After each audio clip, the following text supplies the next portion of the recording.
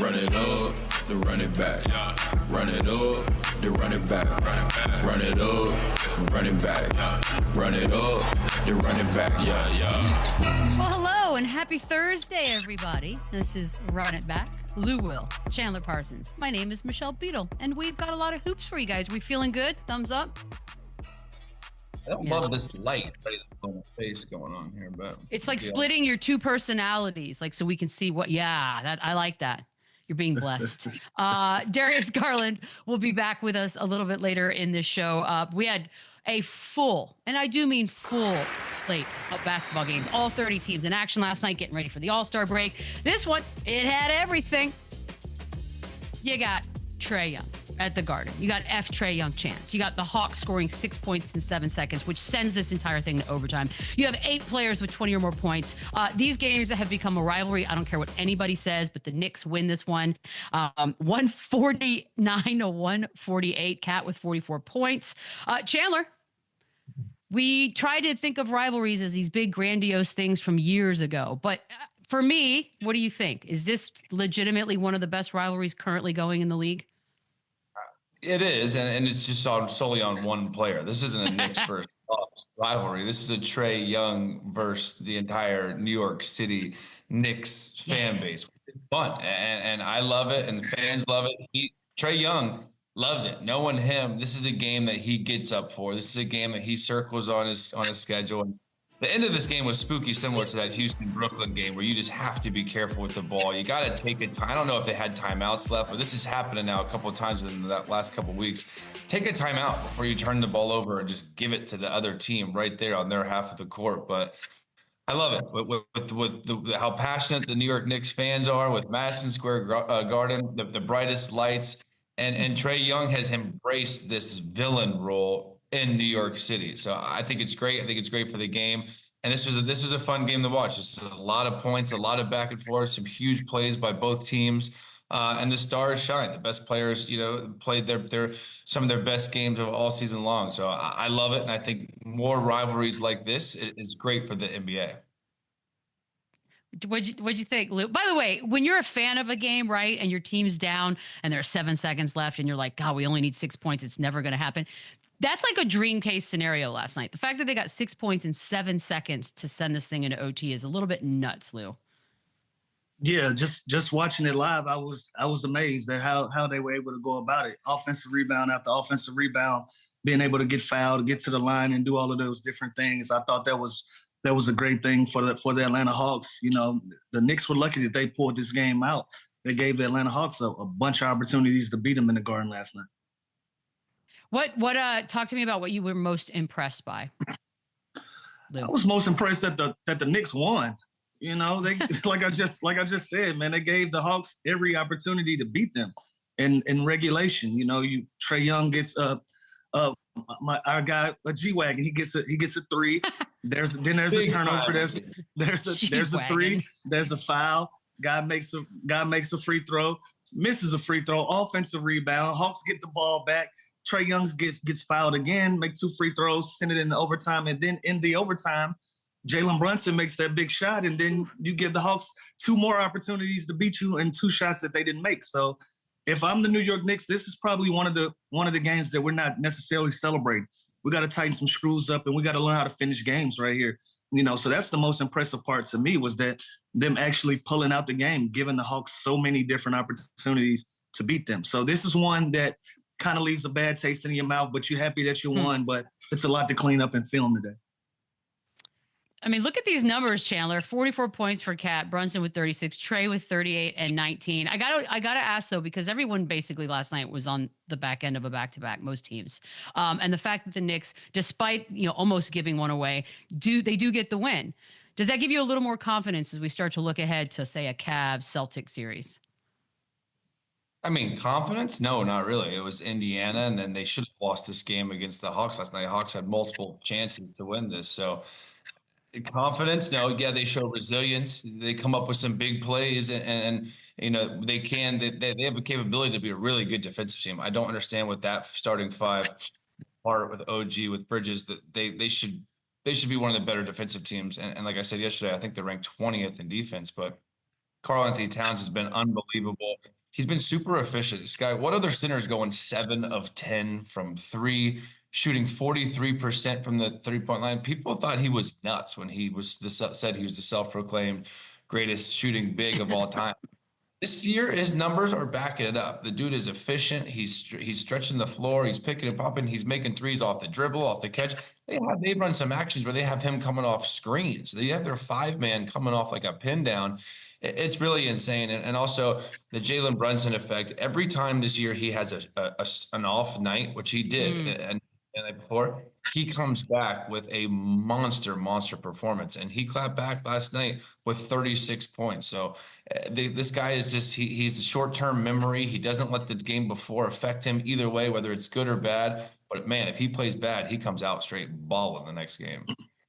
Yeah. So where are we? Listen, Okay, go ahead. Yeah. I'm sorry, Beadle, but listen, I'm not confident at all after that game, especially after this back-to-back. You know, like you said, you play Indiana, then you're in a battle with the Hawks, and their score was 149, 148. You can't afford to try to have a shootout with the Celtics or the Cavs or one of these teams.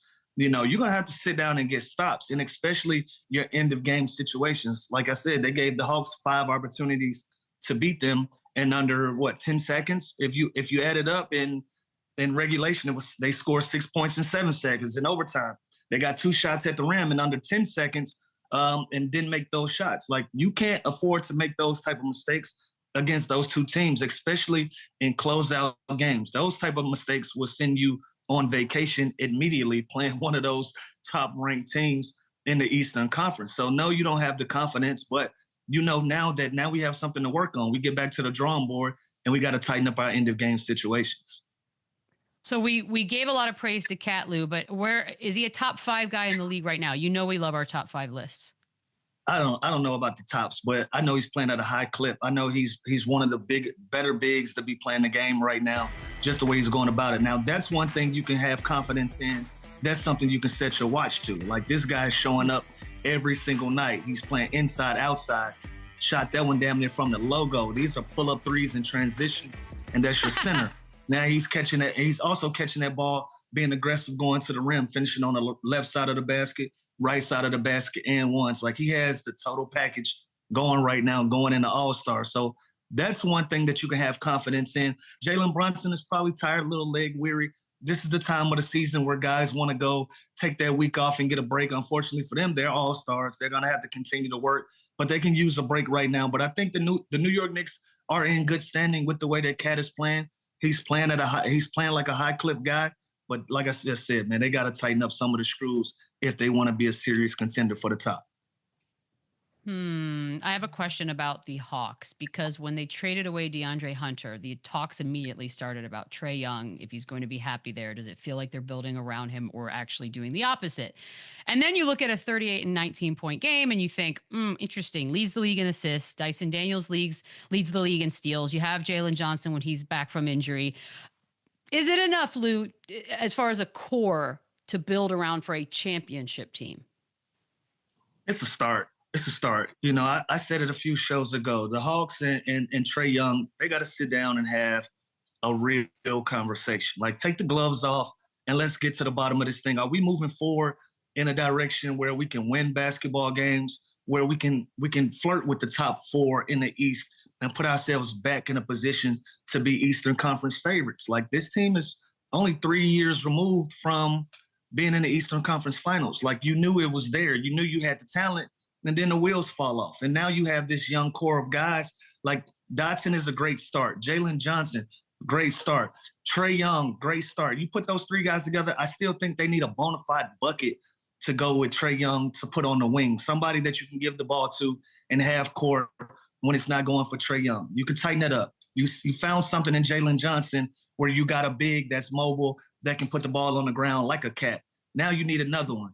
You need another guy that's going to be that. Now you need a defensive presence. Dyson Daniels is going to be that. Some of these other young guys are going to be that. So this is a good start. Now, is it enough right now to compete with the top 3 teams in the East? I don't think so. I think they got a lot of holes that they got to fill in order for them to do that. And like all of these young stars in the league, you know, you get to year 8, 9, you want to have an opportunity to win. We just seen De'Aaron Fox step out of Sacramento because he wants a real opportunity to win. I think that's going to be the next conversation that they have to have with Trae Young if they're going to keep him there and keep him a part of this young Hawks core, or allow him an opportunity to be like the rest of these guys in his position, go to another market and win a bunch of basketball games if you're not going to build around him and these other young guys in the city of Atlanta. Yeah, and Lou, you hit on something there that I think was really important. Think about how good Trae Young's been his whole career, being the number one guy. 20 to 26 points a game, top 3 in assists, always produces, right?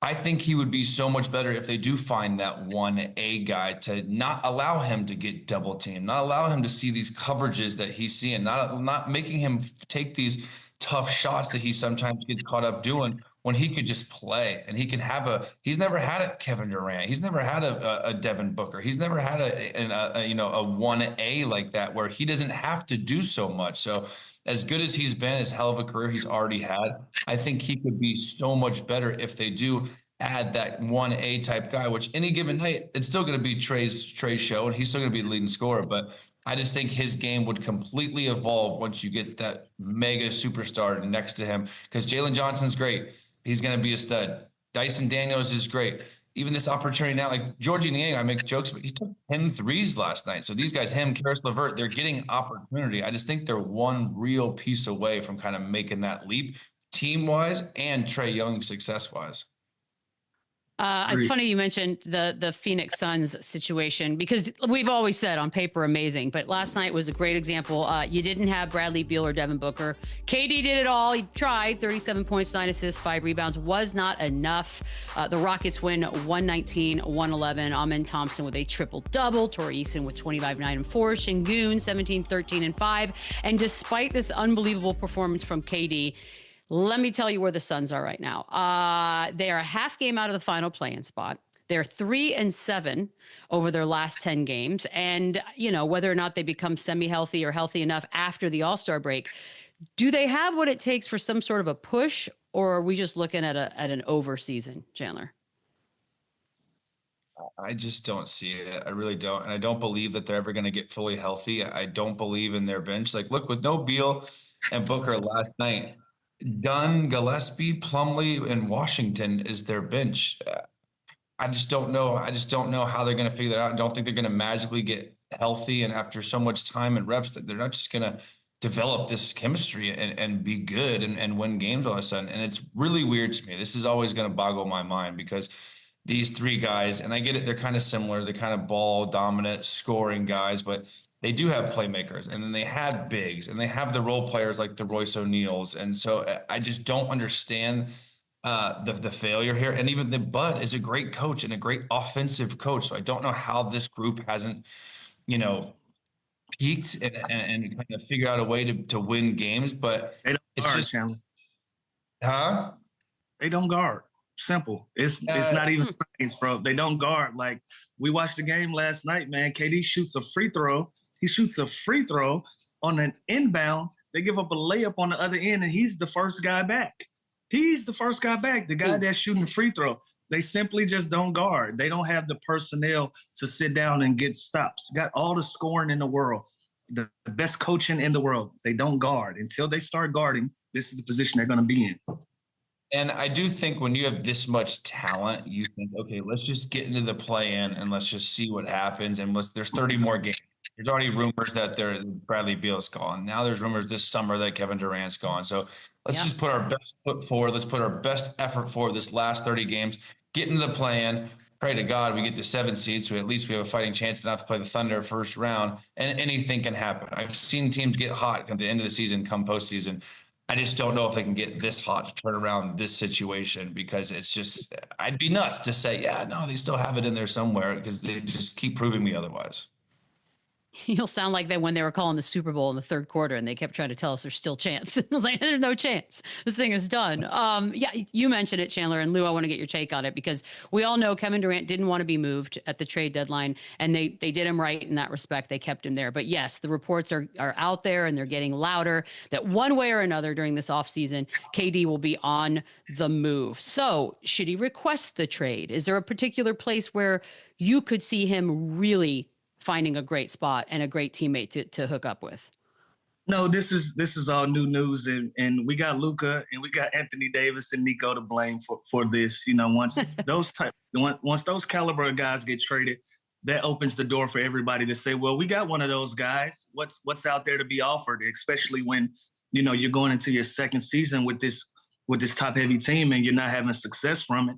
Everybody is pretty much on the table, you know, outside of Matt Ishkaba saying that Kevin Durant is going to retire as a Phoenix Sun. He's never going to move him. And then a few months later, you're taking phone conversations about him, seeing what you can get for it. And so if you're Kevin Durant and you're on a losing basketball team and it's not going your way, and I'm at the end of my career, I want an opportunity to compete for another championship. And I want an opportunity to play basketball in peace and play somewhere where I want it, where they want me there and where I want to be. So they're going to have these real conversations behind closed doors this year. Now, whether was he asked for a trade or not, I know he has another year on his deal left before he becomes an unrestricted free agent, you know, but something has to be done in Phoenix, whether it's move Kevin Durant or you move Bradley Beal.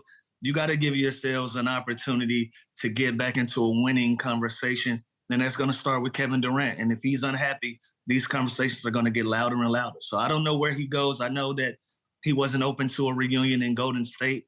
That would have been a pretty cool situation to be in, but obviously he wouldn't be happy there, and that's not a scenario that he wanted. So who knows where Kevin Durant would like to go? I didn't know we'd have Kevin Durant trade conversations this particular season. So I don't know. I haven't done my research on what would be a good fit or what the whispers are, but I'm sure they'll have a real conversation this year. And you know what, Lou, all this stuff about Kevin Durant, he ring chases, his legacy doesn't mean as much because he's always joins good team. I think if we've learned anything this trade deadline, that there is zero loyalty from teams. There is zero loyalty from front office. What they just did to Luka. Look where they just sent Chris Middleton after everything he's done for that franchise. So if a player wants to leave, if he thinks that he has a better situation, if he can have more success, if he could just simply be happier and have more fun in another franchise or city, do it. Do it, bro, because I don't care what people say. The minute that doesn't go well for the team, they will trade you. And we learned that firsthand this year with the Dallas Mavericks and Luka. So I hate this whole narrative that, you know, players are such scum and they should never ask for a trade if you want to leave. It's like, what? Like, look what's happened this trade deadline. It's a small window to play basketball in our life. Like, you should be happy and you should do what you want to do. So I hate this whole, his legacy's tainted because he wants to go join powerful teams and win. And like, it's like, what? It's what teams do. It's what teams want to do. They want to stack their team and do what's best for them. Why can't players do what's best for them? It's always pissed me off. And once again, on those championship teams, he was the best player. I don't know why we keep having this conversation. It is ridiculous, and it's pissed me off since the moment that argument started. We are going to take a quick break. Fresh off, another win. I mean, it's the Cleveland Cavaliers. What are we doing? Darius Garland is back when we return. Running plays. I'm running plays. A haymaker by Darius Garland. Garland for three. Yeah, Got it. really gotta get it every way. Yep, can't stop them. Cleveland Cavaliers continue their awesome run. Darius Garland's back. All-star Darius Garland, excuse me. Best record, by the way, in the East, 44-10, which is crazy when you think last year it was 48 games won total. So the vibes look amazing, whether it's social media, watching the games, what have you. But what is it really like amongst you guys? I mean, the vibes are immaculate. That's all I always say. The vibes are always high in the locker room, around the facility. So everything is good. I mean, winning games. We have some people that's out with injuries, but most of the team is pretty healthy. So that's all we can ask for right now. Can you give me a first half MVP if you had to pick one? First half MVP. It's your interview, bro. Go and tell yourself. I mean, you could say it's you. I have no issue with that. I mean, this is a team effort, man. You know, we got a lot of talent on this team, so I'm not just gonna say one person, but I mean, it's a group collectively. We all have our days. We all have one of those games, so we all just go off between one of our core four. So I mean, it's a team thing. It's just pretty collective as it is spread around our group. So I just don't have one MVP, but actually, I'm gonna give it to Evan Mobley. Okay. Evan has been our catalyst this year. I think he's gonna take us over the top as he grows each year and really each game because he gets better between every game. So when you watch film with him and see the breakdowns that he goes through, you can just tell that he's just growing every game. So I'm gonna give it to Evan. Darius, let me ask you something on Evan. Go ahead, just is he doing anything differently than last year? Like, did he get much better this summer? Because obviously you've been consistent. Donovan's been consistent. Like, what's the difference in Evan Mobley? Because I agree with you. I think he's the difference maker of why you guys are having a lot of success. It's just because he just seems more aggressive. He seems more dominant. Confident. Yeah. Yeah, I think his confidence is definitely at an all-time high, I believe, in his career. And then I know this summer he was working his tail off in the weight room. So I'm going to give it to our strength and conditioning guy, Derek Millender. He was with him all summer in the weight room and doing a lot of conditioning with him so he can get his body right for the season.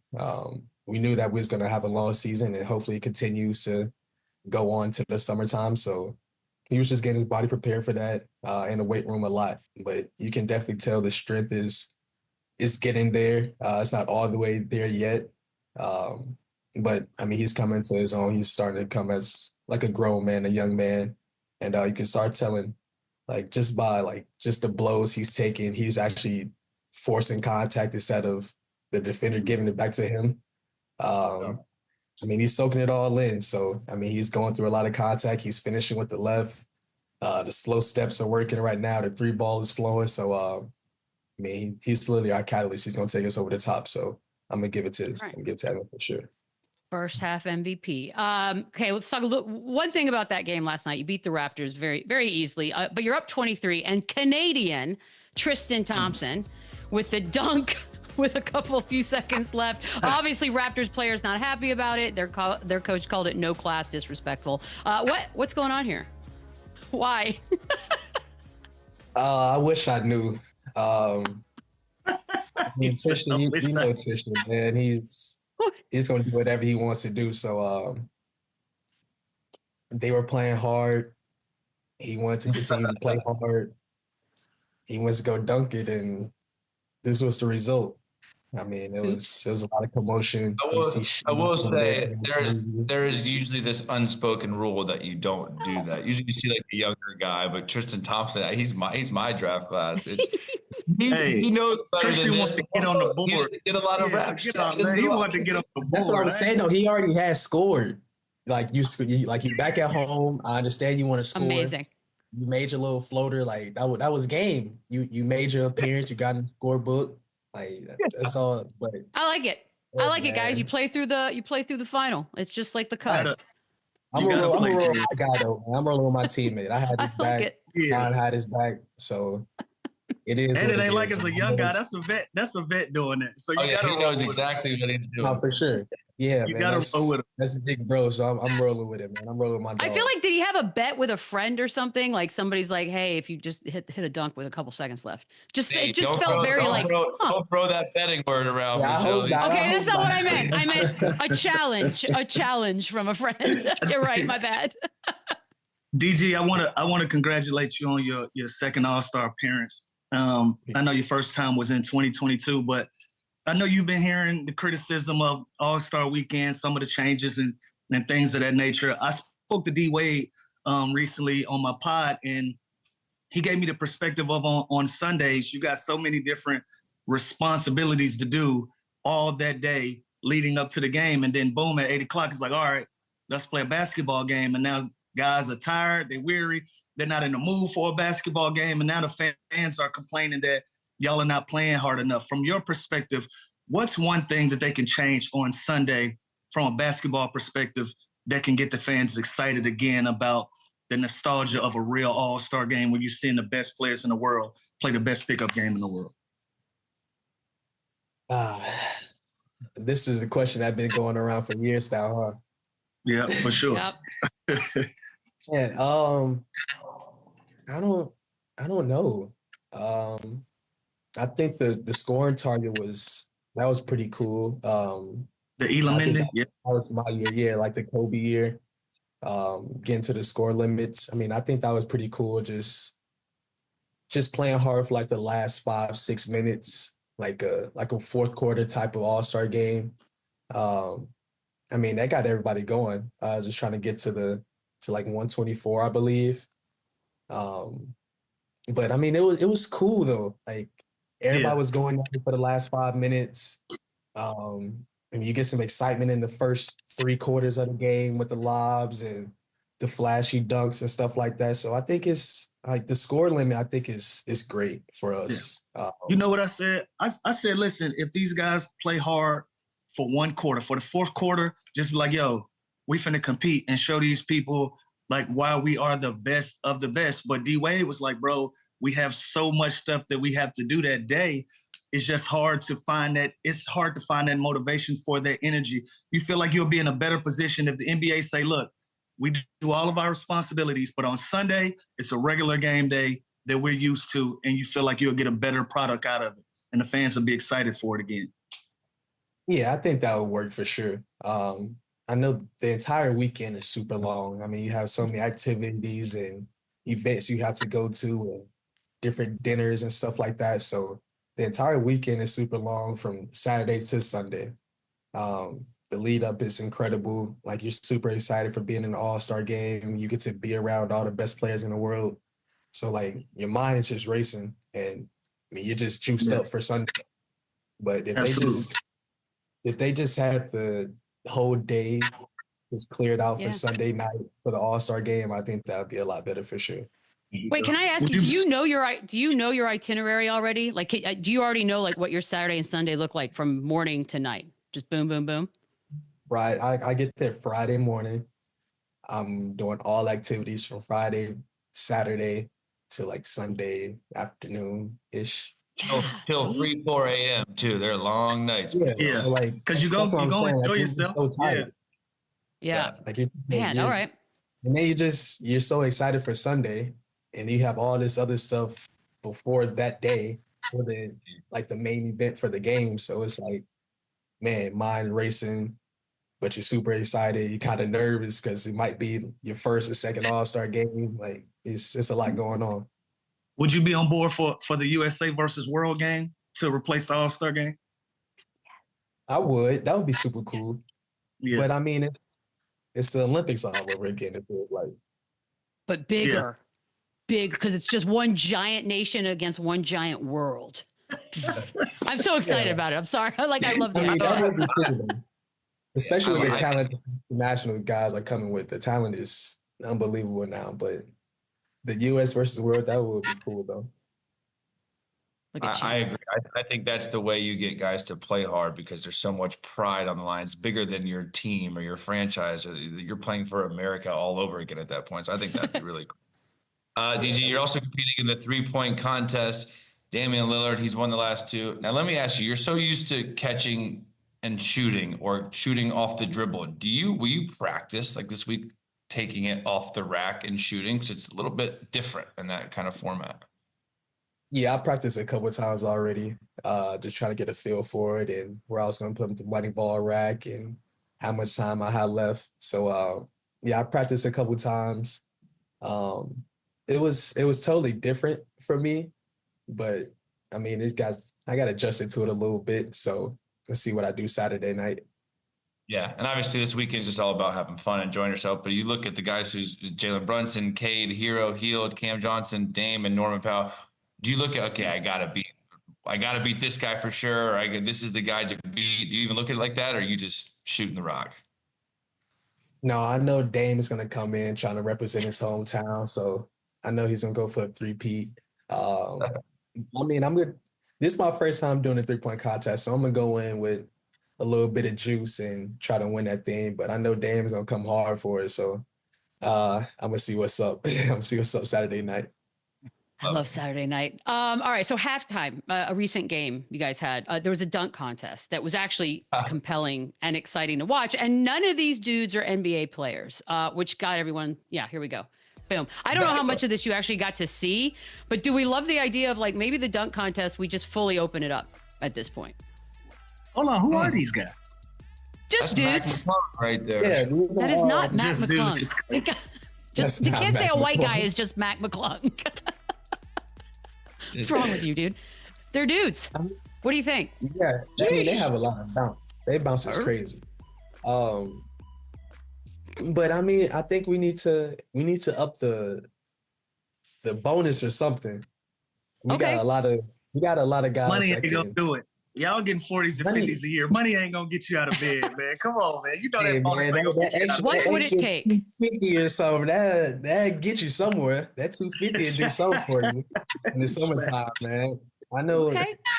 we can do something with it. We could get Ja or Zion or somebody, and I know they don't want to dunk no more and all the other comments they've said, but if that money You is think money would do it? Like 250 and would Money. Jaw would be like, all right, maybe I'll do it. It wouldn't hurt for sure. No. Yeah, No. you can try it. You know, the 250 No. might. You get the 250 for the summertime and have a little They nice. gotta little put a whole vacation. M burger up. They gotta put a whole M ball up. That Just for the 250 ain't dunk gonna do it. contest?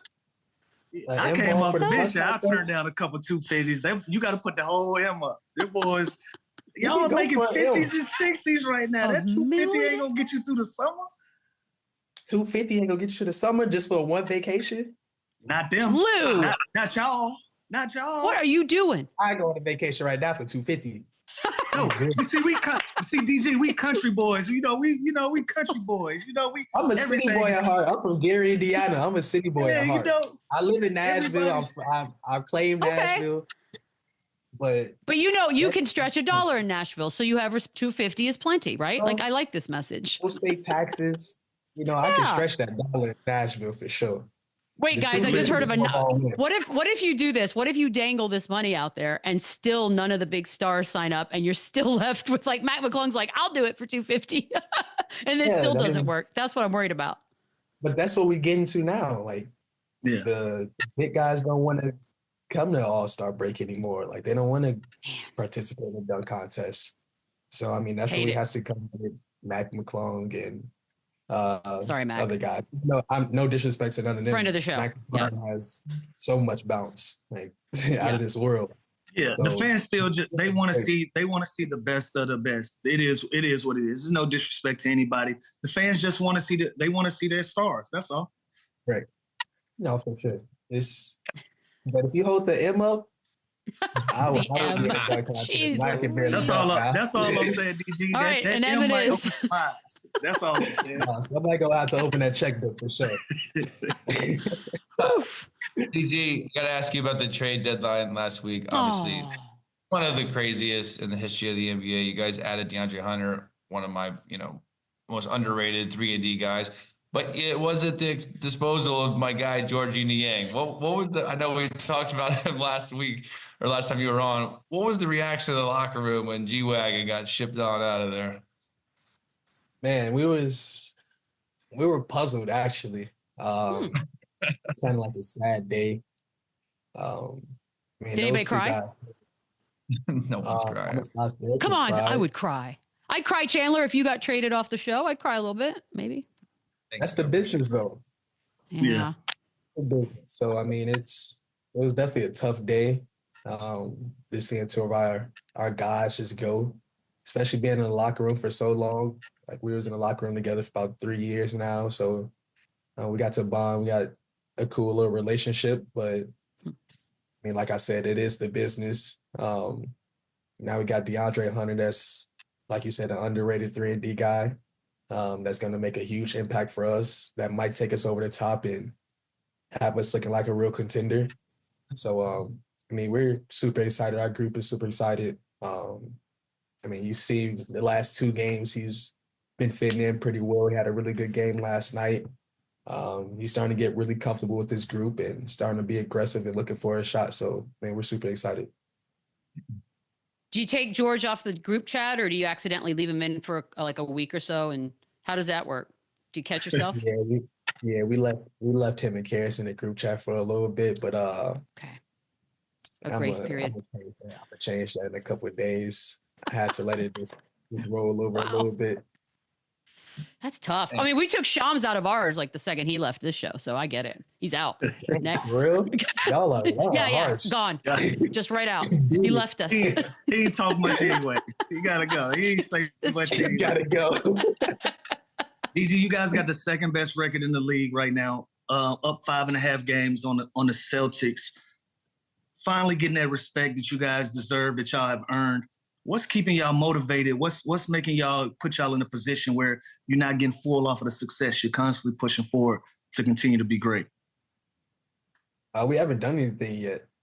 The regular season is super cool, winning games, and it's really good for us. I mean, nobody wants to have like a losing season, so winning this many games and going to an all-star break with this many wins and having 48 wins total last year, I mean, you can just see the improvement. So, I mean, that's all we're looking forward to is the improvement and getting ready for April, May, and June, hopefully. So, yeah, regular season is super cool, but we haven't done anything yet. You're really based on what you do in the playoffs. So we're trying to get to the playoffs, trying to get to the conference finals, and hopefully the finals, and see what we can do when we're in April and May. All right, we got to talk the buzzer beater against the Pistons last week. Afterwards, your coach said that is not the play that was drawn up, and you disregarded it. Take us through this. Yeah, it's supposed to be pinned down from my man Sam, but I just seen an opening. Well, actually, I'm looking at the bench during the timeout, like walking out, and one of my coaches like, "You got 5 seconds. You got so much time. You can do whatever you want." So I'm like, "All right, bet." I'm not passing it. Like, so yeah, take it out. I hit the times of 10 with the little in and out. And I had so much space at the logo. So I'm like, all right, I'm about to let this ride. And it felt good coming off my hands. And I was game. Had my little celebration. Started talking a little bit to the crowd. And it's time to go to Washington. Can't be mad at it. We got to, I just sent the Donovan Mitchell Skims ads to the boys so that they could see, so the research for this next question, because there was a bit of a viral moment when you said something to Donovan Mitchell after a recent game about his Skims commercial with Kim Kardashian. It was his response that I think had the internet asking a bunch of questions. What exactly was said here, so we can just be done with it once and for all? I don't even know. I don't remember. Oh, God. That's how we feel. We ignored Beadle too on the Skims commercial. What are you talking about? I didn't come up with half this. I don't know what it is. I was told, I saw the Skims ad. I literally just saw it this morning, by the way. So like, let's not act like I'm a pervert looking up weird stuff on the internet. You sent it to us. Yeah, there you go. Boom. I wish we didn't see it. What is that? That's his Skims ad. Well, one of them. He's got a few. Ooh. Y'all don't make, like, I would wonder, I would feel like I would make fun of a teammate. Because it looks great, by the way. Not maliciously, but it's pretty sexy, if you will. Oh, what are we talking about? What are we Are you talking serious, DG? You ever see lost. the Skims? There's no way you're lost. All right, then I don't know. Then Conrad is our producer, and he's dead to me, and we will never speak to him again. Chandler just flashed it, but we gonna leave he literally just the cam. He got it on his phone. It's like NSFW moment. We good. Y'all are so puritanical. All right, we're gonna take a quick break. Enjoy San Francisco. Enjoy All-Star Weekend. Try to get a little rest before the game. We'll be watching. Yes, Thanks, Darius. Appreciate y'all. Run it back, run it up, run it back. Well, we are almost at the All-Star break, and it's time to sort of look at some of these teams after that crazy trade deadline. We're going to give them some grades. Normal grading system, Lou, and you're up first for the Warriors. Right now, sitting at 500, 10th in the West. Offensively, 17th. Defensively, 9th. We already know they added Jimmy Butler. Talk to me grade-wise. How are you looking at Golden State these days? It's going to sound harsh, but hear me out. They're going to get an F. It does sound harsh. It sounds harsh, but hear me out. The Golden State Warriors have set a standard. They have set a standard of excellence that we've gotten used to from this team and the way that they play, even down to the way that we look at teams shooting 3-pointers. This is a overcorrection for teams to compete against the Golden State Warriors. That's why we have the style of basketball that we have, because teams were trying to strive to beat this team. Sitting at 10th place, having a 500 record, you trade Klay Thompson.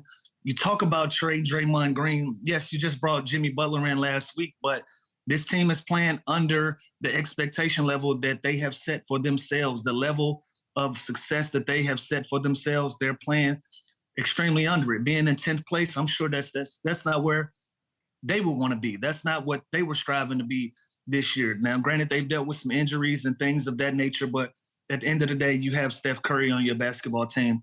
That always gives you an opportunity to compete at a high level. So for that, I'm sure they would grade themselves somewhere in this area based on the level of respect that they've garnered around the league. So I'm going to give them an F right now. How about a little extra credit to make the playoffs? These are the odds. Yeah, Okay. it's going to be a fight. You know, a lot of times when I look at these things and we talk about one team, I always think about the 9 teams that's in front of them. Like, they're not going to quit competing and playing at the level that they're playing. Now, can they put some wins together, adding Jimmy Butler and kind of giving this team a different look? I think they can string some wins together. Did they lose just the other night for the first time with this new group, I believe? Last night they lost. Last night was their first time? To the Mavericks in Dallas. Yep. That's a tough one. But so again, these teams aren't going to stop competing. And so the way that team is constructed right now, I don't know if they can get themselves in a guaranteed position, but I feel like if they're in that play-in, they can mess it up for somebody one way or another with the team that they have. But that's where I'm staying. Fair enough. Chandler, you are up next, and we will take you to Minnesota. 7th right now, 30-25. Offensively, 14th. Defensively, 6th. We know they made all their moves in the offseason, so the trade deadline wasn't really the thing. And it's been lackluster. I think that's a fair enough adjective for their year so far. Chandler, talk to me about grades for the Timberwolves. I'm gonna give them a C-. I think they were on such a great trajectory. They go to the Western Conference Finals last year, and that trade, again, and we don't need to get into it, beating a dead horse here, but it just never made sense.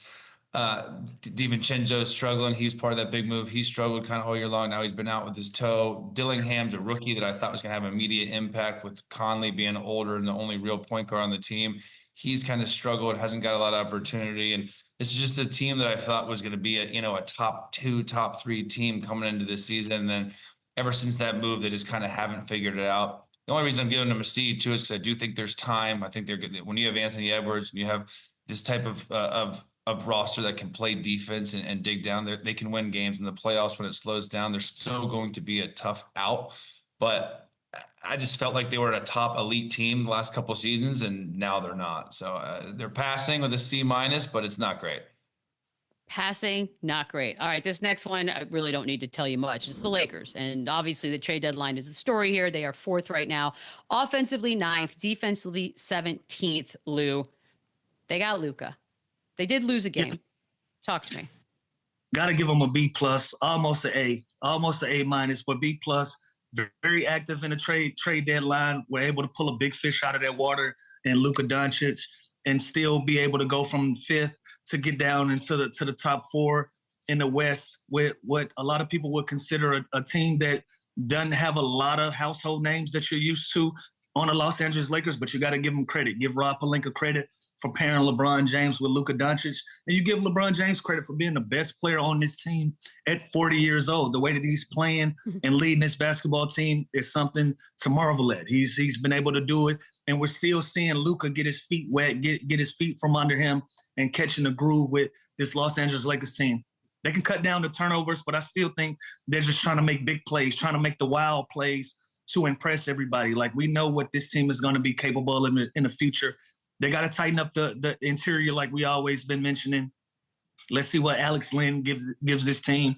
Let's see what the other bigs give them. But right now, with all of those things, they're still in the top 4 in the Western Conference. So you got to give this team a B+, almost an A still. Almost an A. I like their extra credit because we're jumping to win the Western Conference. No more of this playoff talk. They got to win. I don't know about that, but 750 sounds fun. That's a Lou number. I figured you would like that one. That's why I was like, it's worth a couple bucks. 750 You never sounds know. fun. I don't know about that. I really, really think this is the year we see OKC turn the corner and get themselves in the Western Conference Finals and possibly the NBA Finals with the way that team is constructed and the way that they're playing. I really like OKC. But listen, Lakers aren't shabby. They can put a lot of pressure on these teams with how they're built if they can figure it out moving forward. But at the halfway, B+, nothing shabby either. So Nope. that's where I'm at. No, it's not horrible. You're getting Denver, Chandler, right now in the third spot. They're 36-19, third and 16th offensively and defensively. Look, they started the year weird. We'd all jumped to conclusions that the window was closed, and they've gone 25-9 since that start. So, talk to me. Yeah, it's crazy. If I didn't see the first 20 games, they'd be getting close Right. to a D or F. And if I only saw the last, games, they're the hottest team in the NBA right now. They've won 8 straight, and they didn't really make a move. I'm going to give them a B+ because it's the same team. And this is the team that I thought was going to move off Michael Porter, kind of bring in someone else. And we've been waiting on Jamal Murray to kind of find his rhythm. He's starting to do that. You know what you're going to get with Jokic, right? And then Aaron Gordon's been in and out of the lineup. And the two guys that have been huge for them are Christian Brown and Peyton Watson, and then Julian Strawther even. Like, what can we get out of those 3 bench players? And any game night, they've had success and they've kind of shown flashes. But this is a team that's gotten unbelievably hot, and I do feel like I trust them. Like, come a playoff series, besides the Thunder, I trust them against the Grizzlies. I trust them against the Rockets. It's not going to be easy, but this team is proven, they're experienced, and they have the best player in the world. So I give them a B+, but I am a bit surprised they didn't make any moves. But that just shows you they are confident in that locker room that they have enough to go and compete for another championship this year, which is crazy looking at the start of the season they had. We never thought we'd be here. I never thought they'd be 36-19 after what the product I saw early on. But I think a B+ is fair, but they're the hottest team in the NBA right now. So hot right now. So hot right now. All right, we got to take a quick break. On the other side, we will wrap things up for our Thursday Run It Back. The run it back, run it up. We got to end with a stat. 1,119 three-pointers attempted last night in the 15 games that were played. That is almost 75 per game. That's a crazy number, Chandler. What do you think? Good, bad, ugly? It's not great. It's not great. They happen so fast. Like it's crazy. They just put them up early in the shot clock. As a player, I think I'd love it. There's no such thing as a bad shot. 7th, 8th, 9th men are shooting 10, 11, 12 threes in any given game. It's great for players, and it's great for kids all around. You can be able to learn how to shoot the ball. You got a chance. Whee! Lou's just laughing. That's a lot of threes, Lou. I got a busy day here, Michelle. Stinky. I'll let you know how it goes. Bobby Portis, Mickey Guyton, good luck, buddy. We'll be thinking about you. Run it back, run it up, run it back, run it up, run it back, run it up, run it back, run it up, and run it back, run it up.